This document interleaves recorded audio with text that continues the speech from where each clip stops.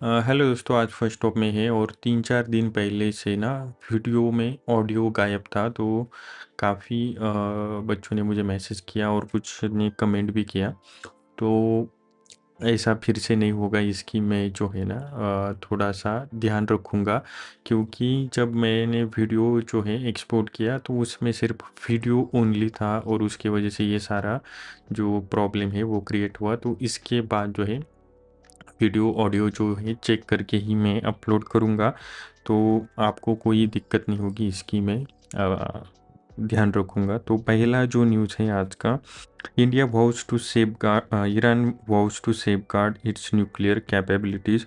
अब ये जो कन्फ्लिक्ट है ना, ये किस स्टेज पे आया है उसके बारे में हम बात करेंगे। तो सबसे पहले जो है ईरान को जो भी लीगल फ्रेमवर्क चाहिए ना, वो है स्ट्रेट ऑफ हार्मुज़ के ऊपर। और दूसरी बात ये है कि वो जो है अपनी न्यूक्लियर कैपेबिलिटी जो है वो छोड़ने के लिए तैयार नहीं है।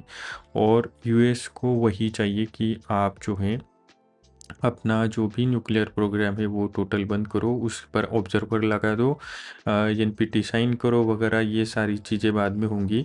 लेकिन उनका ये अब कंसर्न है। और ये सारी चीज़ें जो डबल ब्लॉकेट लगाया है ना, शायद उसके वजह से जो है यूएस के प्रेसिडेंट बोल रहे हैं कि उसके वजह से जो है ईरान अब बात करने के लिए तैयार हो रहा है।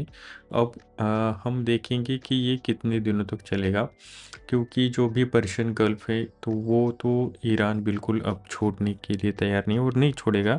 और जो भी न्यूक्लियर कैपेबिलिटीज़ है उस पर ही बात होगी मोस्टली।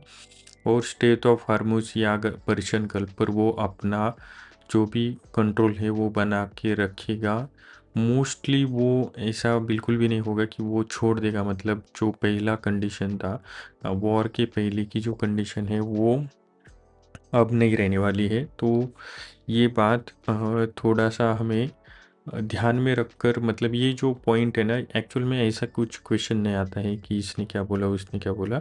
लेकिन ये जो क्रोनोलॉजी है या फिर जो भी इवेंट हुए हैं ना, तो वो हमें इसलिए समझने पड़ेंगे कि ये जो नेगोशिएशंस है वो शायद कुछ सालों बाद आप खुद कर रहे होंगे।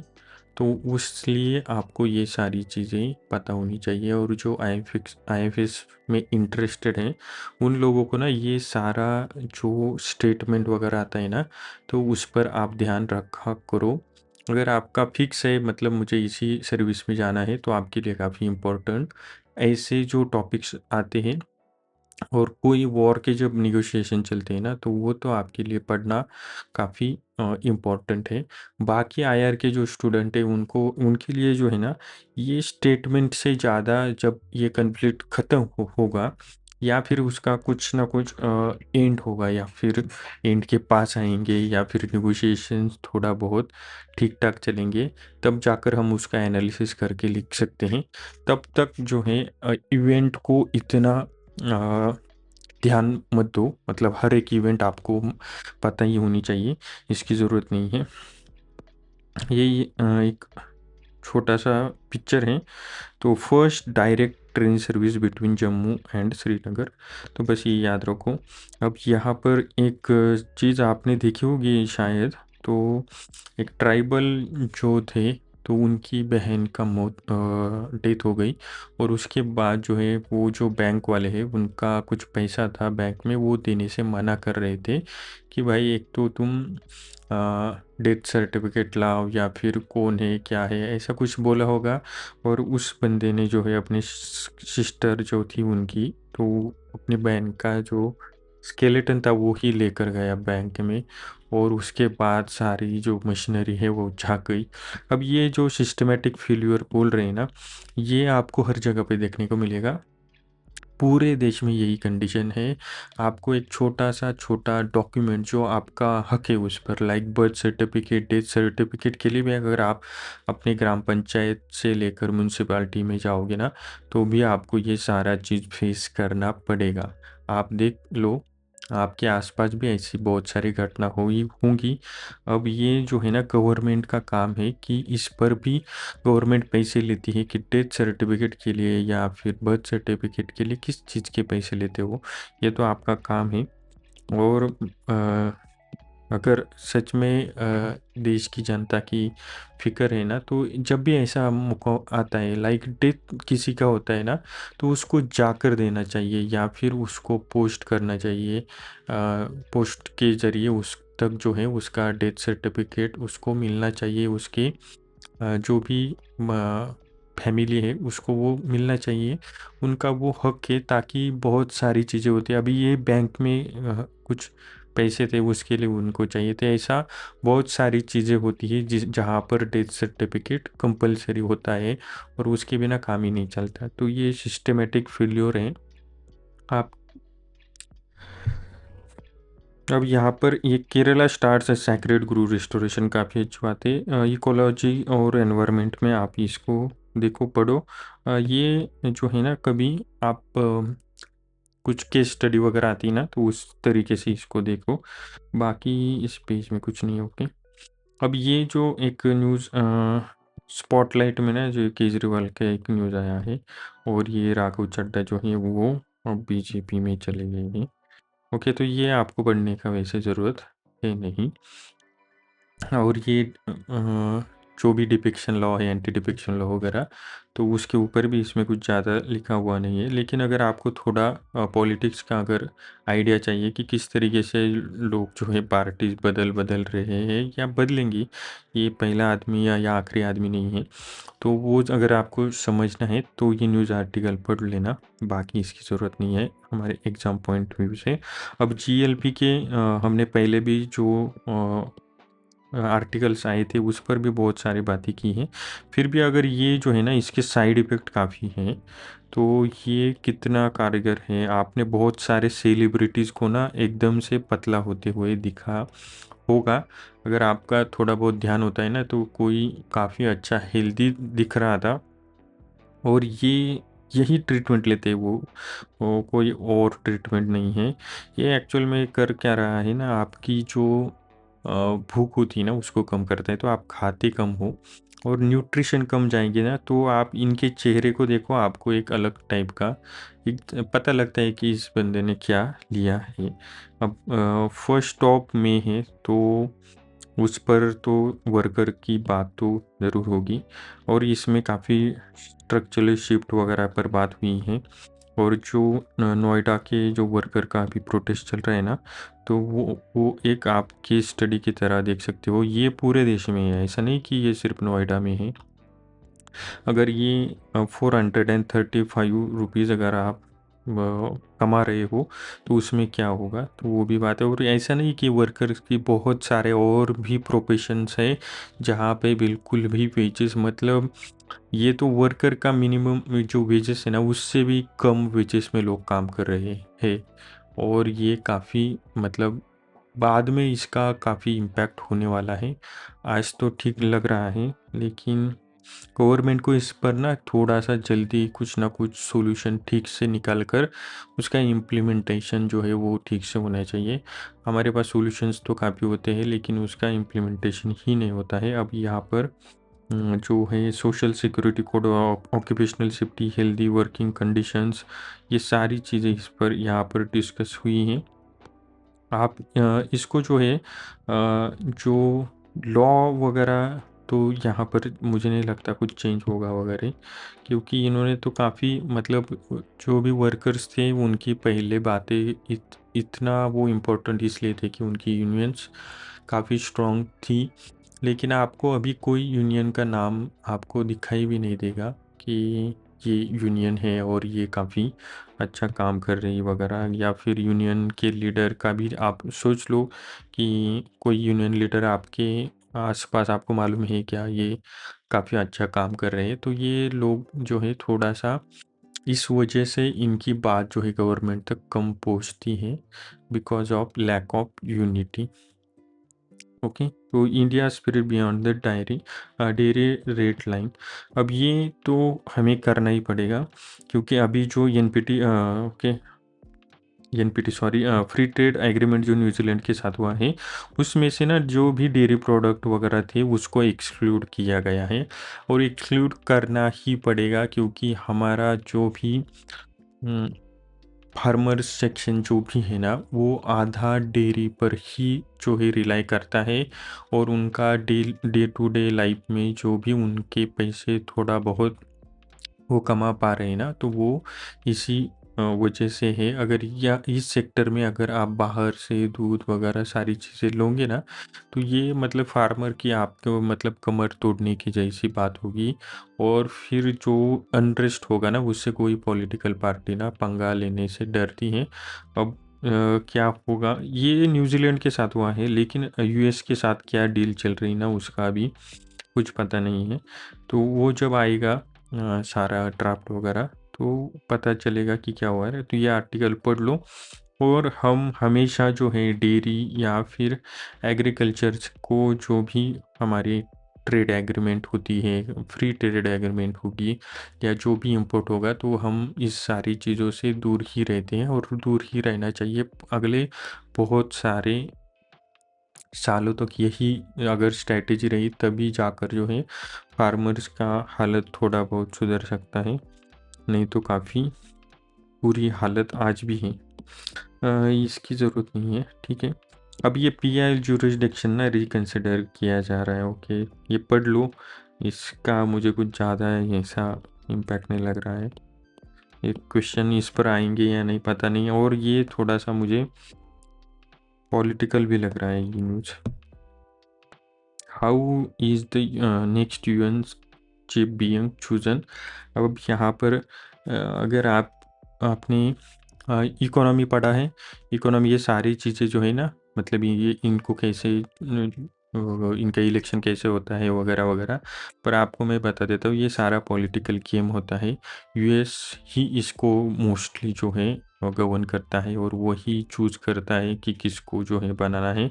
अब वैसे यहाँ पर ना बाकी के देश भी है, like China, France, Russia, UK, US.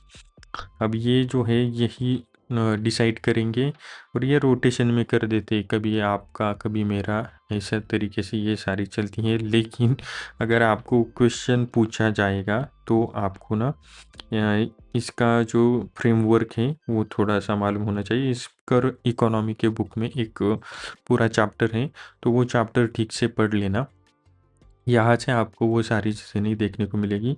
और ये मोस्टली जो पॉलिटिकल है, और इसका जो इम्पोर्टेंस है ना, मुझे लगता है ये जब भी यूएस ने अभी टैरिफ्स लगाए उसके बाद ये वॉर किया, तो पूरे दुनिया में जो है यूनाइटेड नेशन चीफ जो है उनके बारे में कुछ ज़्यादा मतलब इतना अच्छा ओपिनियन किसी का रहा नहीं है। तो ये बात हमको याद रखनी पड़ेगी। अब ये जो कोमागाटा मारू पैसेंजर जो हुए थे, ये 1940 में ये गए थे कनाडा, और वहाँ पर जो है उनको बिल्कुल भी नहीं लिया गया। अब यहाँ पर कितने पैसेंजर थे, 370, 346 6 थे, उसमें 20 मुस्लिम्स और 12 हिंदूज थे। तो इनको क्यों नहीं लिया लिया गया वगैरह, तो यहाँ पर जो है ना डेट को थोड़ा सा याद रखो। बाकी आपको यहाँ पर कुछ ज़्यादा याद रखने की ज़रूरत नहीं, शायद प्रीलिम्स में क्वेश्चन आएगा। अब ये बात क्यों यहाँ पर आई, तो हमारे जो क्या नाम है उनका,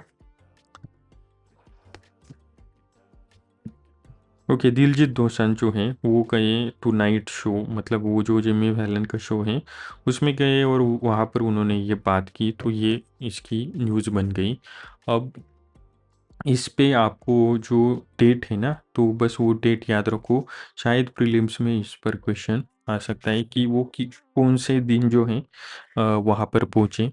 अब वहाँ पर जो है उनको कनाडा में लिया तो नहीं गया, तो ये फिर से वापस आए, वापस आने के बाद कुछ लोगों को अरेस्ट भी किया, कुछ लोग भाग गए वगैरह।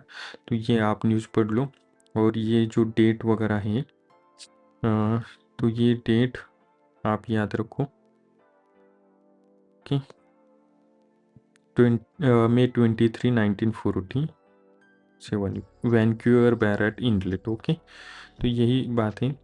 अब century after legal recognition worker still lack legal ये आज सारा यही आर्टिकल है, ये भी पढ़ लो। और इस पर थोड़ा नोट्स बनाने की ज़रूरत नहीं, बस देख लेना। क्विज जो है ना वो पढ़ा करो, ओके। आज पढ़ लिया तो उसकी आंसर कल के जो भी आंसर होंगे आज आएंगे, आज की क्वेश्चन की कल आएंगे, तो ये पढ़ लिया करो। अब हाँ, इंडिया हॉल्टेड इसकी ज़रूरत नहीं है, ओके। ये देखो, Italy told to avoid sharing a defence tax with Pakistan, और ये न्यूज़ पढ़ लो सिर्फ। अब यहाँ पर ना एक आर्टिकल है जो बायोडाइवर्सिटी के या फिर एनवायरनमेंट के रिलेटेड काफ़ी है। अब यहाँ पर जो है चार जो टाइग्रेस एंड उसके चार बच्चे जो है वो दो मतलब मर गए हैं, तो ठीक है। उसके बाद यहाँ पर आता है outbreak of canine distemper virus, okay. तो ये जो वायरस है ये स्प्रेड होता है डॉग्स के थ्रू। अब ये जो है ये टाइग्रेस के थ्रू पास कैसे गए, मतलब ये जो है ट्रांसमिशन किस तरीके से हुआ, ये भी एक इम्पोर्टेंट चीज़ है। अब यहाँ पर एक school of wild life forensic and health जो है ना, ये है जबलपुर में, ओके। तो आप ना ये याद रखो, शायद प्रीलिम्स में ना क्वेश्चन एकदम से नहीं आता है, मतलब जो टॉपिक है सेम टू सेम उस पर क्वेश्चन नहीं आएगा, कितने बच्चे गए वगैरह। तो यहाँ पर मुझे ऐसा लगता है कि ये जो school of wild life forensic and health है, इस पर क्वेश्चन आ सकता है कि भाई ये कहाँ पर है, ओके। तो ये पढ़ लो। अब जो अगला न्यूज़ है, lift abortion time limit for minor rape survival, ये तो मतलब इसका तो लॉ होना चाहिए। अब सुप्रीम कोर्ट के सीजेआई बोल रहे हैं उसके ऊपर। तो जो भी माइनर्स रेप विक्टिम होते हैं, तो पहले तो वो जो है वो उस बच्चे की डिलीवरी करने में बायोलॉजिकली भी वो उतने सक्षम नहीं होते, और उसके साथ साथ सबसे इम्पोर्टेंट है मेंटली। तो मेंटल ट्रॉमा से वो पहले से ही गुजर रहे होते हैं, और उस पर भी अगर वो प्रेग्नेंट होती है तो वो जो एबॉर्शन का टाइम लिमिट है ना वो हटाना चाहिए। इसके ऊपर सुप्रीम कोर्ट ने जो है अपना बोला है कि भाई ऐसा होना चाहिए। और ये तो मतलब मेरे ख्याल से सभी के लिए ये चीज़ जो है अप्लाई करनी चाहिए, क्योंकि जो विक्टिम है ना उसी को डिसाइड करना चाहिए एक्चुअल में, किसी लॉ की वगैरह एक लॉ तो होना चाहिए, मतलब लेकिन उस विक्टिम या उस विक्टिम की फैमिली, जब माइनर होता है तो फैमिली, और अगर माइनर नहीं है फिर भी अगर जो विक्टिम है अगर उसको नहीं लगता है कि मुझे ये प्रेगनेंसी कैरी करनी चाहिए, तो वो अबॉर्ट कर सकती है। इस तरीके के लॉ होने चाहिए, ताकि उसका जो मेंटल और जो भी उसकी बायोलॉजिकल उस टाइप पर कंडीशन होती है वो काफ़ी क्रिटिकल होती है, तो उनको उससे हेल्प मिलेगी। आप ये पढ़ लो न्यूज़। और इस पर ना इस थोड़ा सा आप या प्रीलिम्स में भी शायद, सॉरी प्रीलिम्स में नहीं, इंटरव्यू में भी इस तरह की का डिफ़िकल्ट आपको अगर कोई मेंबर को लगा, तो डिफ़िकल्ट क्वेश्चन आपको थोड़ा सा जो इथिकली और सारी चीज़ लॉ के थ्रू और इथिकली दोनों में थोड़ा कन्फ्लिक्ट होगा ना, ऐसा क्वेश्चन भी आपको पूछ सकते हैं। India first green methanol plant clutch, okay. तो ये आर्टिकल पढ़ लो, ओके। अब ये जो है ना पुराना टाइम पे जो ये जिसको प्रोस्पिस जूलीफोरा जो बोलते हैं हमको, और हमने ये जो प्लांट है ना ये हर जगह पर आपको देखने को मिलेगा, हर जगह पर।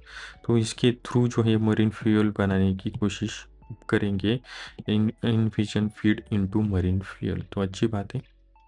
अब ग्रीन मेथनॉल की भी बात हो गई। अब ये मेथनॉल कहाँ पे, अब ये जो है ना ये काफ़ी इम्पोर्टेंट न्यूज़ लगी मुझे, लेकिन ये आपको मैं यहाँ पर नहीं समझा सकता, क्योंकि रुपीज़ का जो डिप्रिसिएशन हो रहा है ना उस पर बहुत सारे फैक्टर्स होते हैं। आपने इकोनॉमी में अगर कोचिंग में वगैरह नहीं पढ़ा है ना, तो इस पर नितिन सिंघानिया सर का बुक है, तो वहाँ पर जाकर पढ़ो, नहीं तो नोट्स होंगे किसी के तो वहाँ पर जाकर पढ़ो। लेकिन ये जो है ना, फॉरेन इन्वेस्टर ने डंप किया 16,000 करोड़ इन अप्रैल एंड डिवेल्यूटिंग रुपीज़। तो ये बहुत सारे चीज़ें होती है डिप्रिसिएशन के लिए, लेकिन ये कुछ ज़्यादा हो रहा है अभी, मतलब बहुत ही ज़्यादा हो रहा है।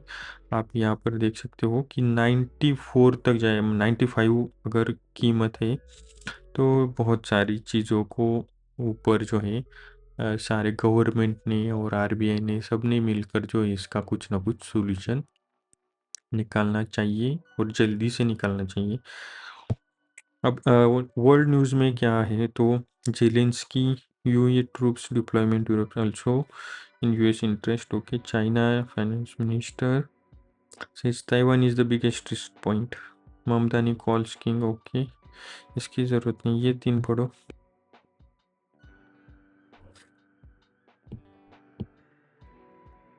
Israel raids Gaza flotilla kidnaps crew member. Okay, ये सिर्फ पढ़ लेना, ये कुछ है, इसकी भी ज़रूरत नहीं है। लेबनान से इसराइल स्ट्राइक किल 9 पीपल। ओके, सिर्फ पढ़ो, ज़रूरत नहीं है, लेकिन ये ठीक से पढ़ो। म्यांमार कूप लीडर टर्न प्रेसिडेंट सू की move to house arrest.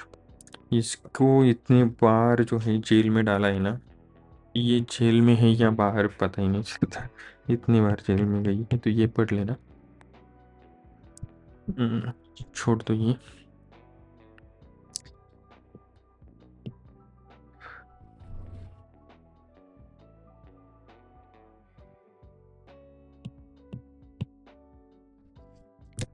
Economy का जो भी स्टूडेंट होगे ना ऑप्शनल के, तो ये आर्टिकल आप पढ़ सकते हो, इम्पोर्टेंट लग ये है।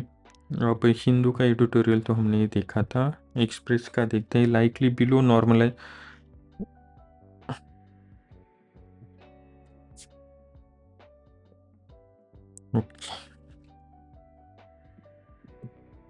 ये आर्टिकल पढ़ लो। प्लान फॉर अर्ली समर, ये भी पढ़ लो, इसकी ज़रूरत नहीं है।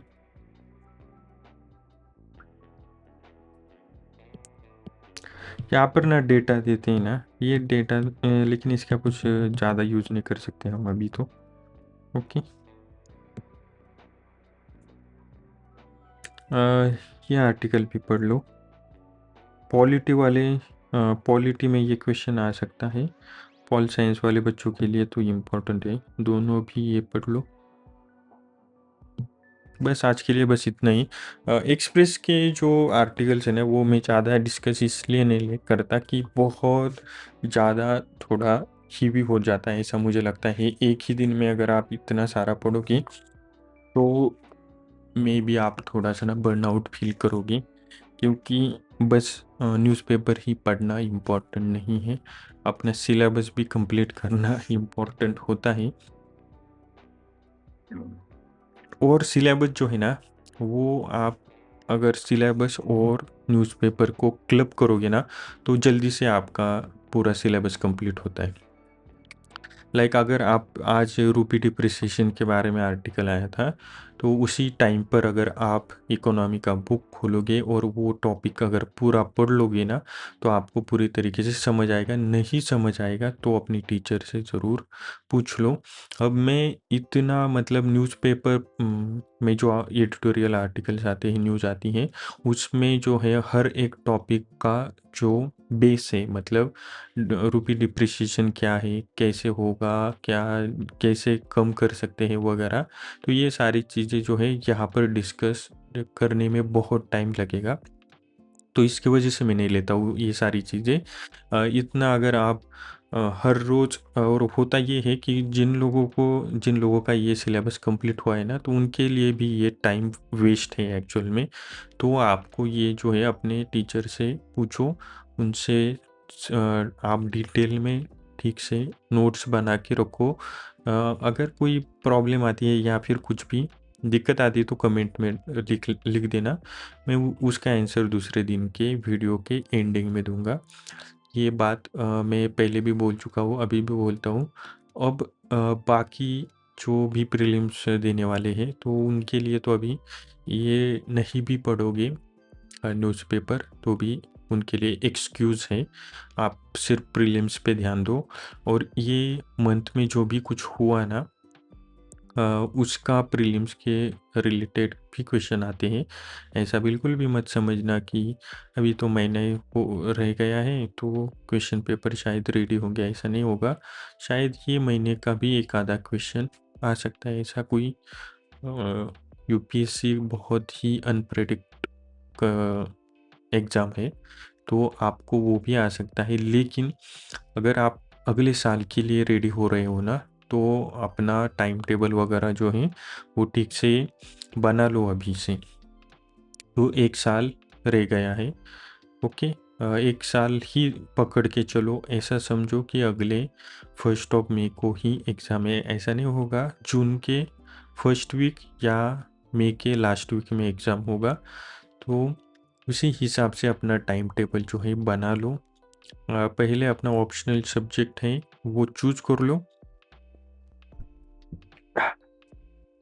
अगर ऑप्शनल आपका अभी तक जो है डिसाइड नहीं हुआ है, तो जीएस में जितना पढ़ सकते हो वो उतना पढ़ लो। दूसरी बात, एनसीईआरटी ठीक से पढ़ लेना। तीसरी बात, एनसीईआरटी के बाद जो सब्जेक्ट आपको इजी लग रहा है, लाइक अगर आपको पॉलिटी, ज्योग्राफी वगैरह को कौन सा भी अगर है तो वो इजी लग रहा है, तो वो सब्जेक्ट आप एज ए ऑप्शनल ले सकते हो।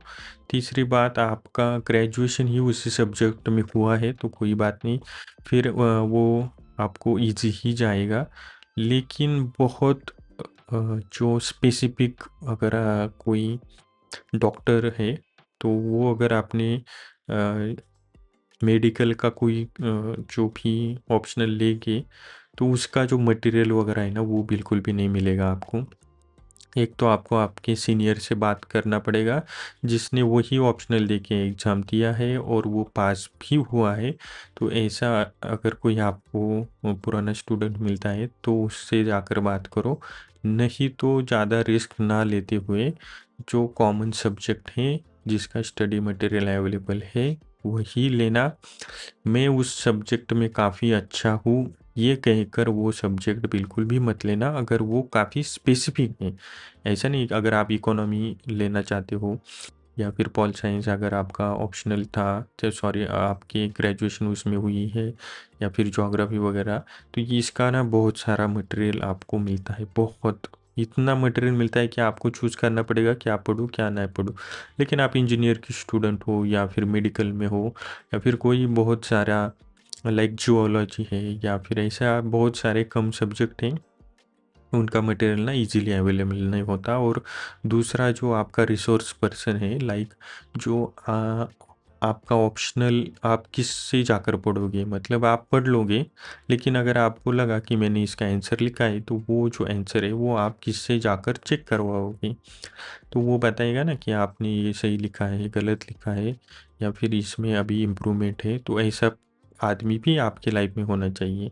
ऐसा बिल्कुल भी मत समझो ना कि मैं ही मेरा पढ़ूंगा और मैं सक्सेस पालूंगा। हो भी सकता है कि आप सक्सेसफुल हो जाए, लेकिन उसका जो प्रोबेबिलिटी है वो हमेशा कम रहेगा, और वो ये सारा जो खेल है ना वो काफ़ी डिफ़िकल्ट हो जाता है।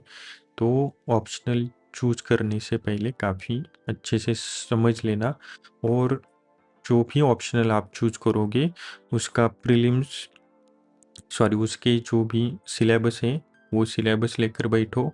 और दूसरी चीज़ है, उसके जो भी बेसिक्स बुक्स हैं, अगर आप वो नहीं ले पाते हो ना तो किसी से मांग लेना, और 1-2 दिन में वो पढ़ लो, थोड़ा सा आइडिया आ जाएगी कि ये अगर आपको ऐसा लगेगा कि ये अरे यार मुझे ये इजी लग रहा है तो मैं इसको लेता हूँ। अगर आपको वो लैंग्वेज वगैरह या फिर वो आपके दिमाग के बाहर की चीज़ है या फिर आपने वो कभी पढ़ा ही नहीं ना, तो उसको स्किप कर लो, ठीक है। तो दूसरा ऑप्शनल देख लेना। और अ, जो बच्चे अपना बिजनेस कर रहे हैं या फिर जॉब कर रहे हैं और काम करते करते अगर आप एग्ज़ाम दे रहे हो, तो फिर तो ये स्पेसिफिक ऑप्शनल लेने का तो ये बात छोड़ ही दो, क्योंकि आपको पास पहले से ही टाइम नहीं है। उसके ऊपर आपको पूरा आपके नोट्स वगैरह बनाने पड़ेंगे, ये सारी चीज़ें मत करो। ऐसा ऑप्शनल लो जो पढ़ने में इजी हो, छोटा सिलेबस हो सकता है, अगर होता है उसका तो काफ़ी अच्छी बात है। और ऐसे बहुत सारे ऑप्शनल है। तो ये सारी चीज़ें याद रख कर ही अभी अपना स्टार्ट कर लो, क्योंकि 1 साल ही बचा है अगले एग्ज़ाम के लिए। और जो इस साल प्रीलिम्स दे रहे हो तो वो आप न्यूज़पेपर वगैरह में टाइम नहीं भी दोगे तो भी चलेगा। सारा जो फ़ोकस है टाइम लगाकर क्वेश्चन पेपर सॉल्व करो, और हो सके तो उसी टाइम पे सॉल्व करो जिस टाइम पर आपका एग्ज़ाम होता है। तो 2 पेपर है, 2 पेपर का टाइम आपको मालूम है, उसी टाइम पर जो है अपना टाइम लगाओ। फ़ोन में या फिर मोस्टली फ़ोन तो ये वहाँ पर आपको लेना अवॉइड है, मतलब फ़ोन लेना की परमिशन नहीं है। तो अपना जो भी वॉच होगा, वॉच पर ही टाइम लगाकर जो है क्वेश्चन पेपर सॉल्व करो। कितना सॉल्व हो रहा है वो देखो, कम हो रहा है, ज़्यादा हो रहा है, ज़्यादा टाइम बच रहा है क्या?